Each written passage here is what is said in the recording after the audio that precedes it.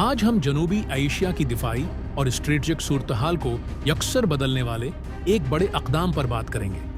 بنگلہ دیش، جو روایتی طور پر بھارت کا قریبی اتحادی سمجھا جاتا تھا، اب چین سے جدید SW-400 میزائل ڈیفنس سسٹم خرید کر اپنی فوجی طاقت میں اضافہ کر رہا ہے۔ لیکن سب سے بڑا سوال یہ ہے کہ بھارت کی سرحدوں کے قریب ان میزائلوں کی تعیناتی کے خطے کی سیاست پر کیا اثرات مرتب ہوں گے؟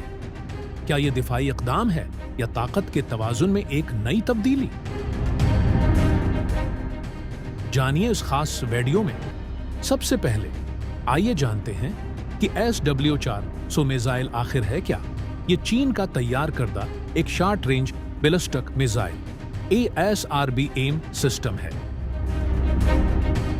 جسے DF-12A بھی کہا جاتا ہے۔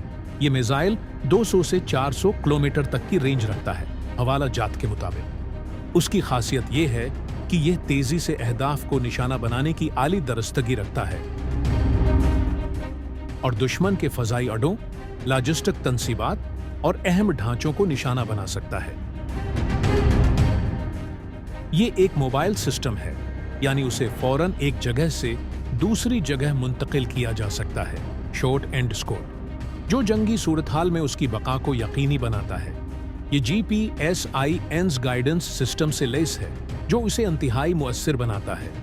بنگلہ دیش اس خریداری کو اپنے فورسز گول 2030 منصوبے کا حصہ قرار دیتا ہے، جس کا مقصد اپنی فوج کو جدید بنانا اور کم از کم قابل اعتبار ڈیٹرنس حاصل کرنا ہے۔ یہ خریداری خاص طور پر بھارت کے لیے تشویش کا سبب ہے۔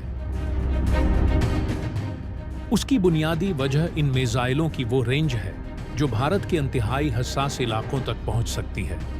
بنگلہ دیش کی سرحد سے صرف اسی کلومیٹر کے فاصلے پر واقع یہ کوریڈور چکنز نیک کہلاتا ہے، جو بھارت کو اس کی شمال مشرقی ریاستوں سے جوڑنے والا واحد زمینی راستہ ہے۔ SW-400 کی رینج میں یہ علاقہ مکمل طور پر آتا ہے۔ اگر تناؤ بڑھتا ہے تو یہ میزائل اس اہم شریان کو خطرے میں ڈال سکتے ہیں۔ یہ اقدام اس خطے میں طاقت کے توازن کو بدل سکتا ہے۔ بھارت نے پہلے ہی چین اور پاکستان سے خطرات کے پیش نظر سرحدوں پر AS-400 ٹرائیومف جیسے جدید فضائی دفاعی نظام تعینات کر رکھے ہیں۔ بنگلہ دیش کا یہ قدم بھارت پر اپنا دفاعی انتظام مزید مضبوط کرنے کا دباؤ ڈالے گا۔ بھارت اس خریداری کو جنوبی ایشیا میں چین کے بڑھتے ہوئے اسٹریٹجک اثر و رسوخ کے طور پر دیکھتا ہے۔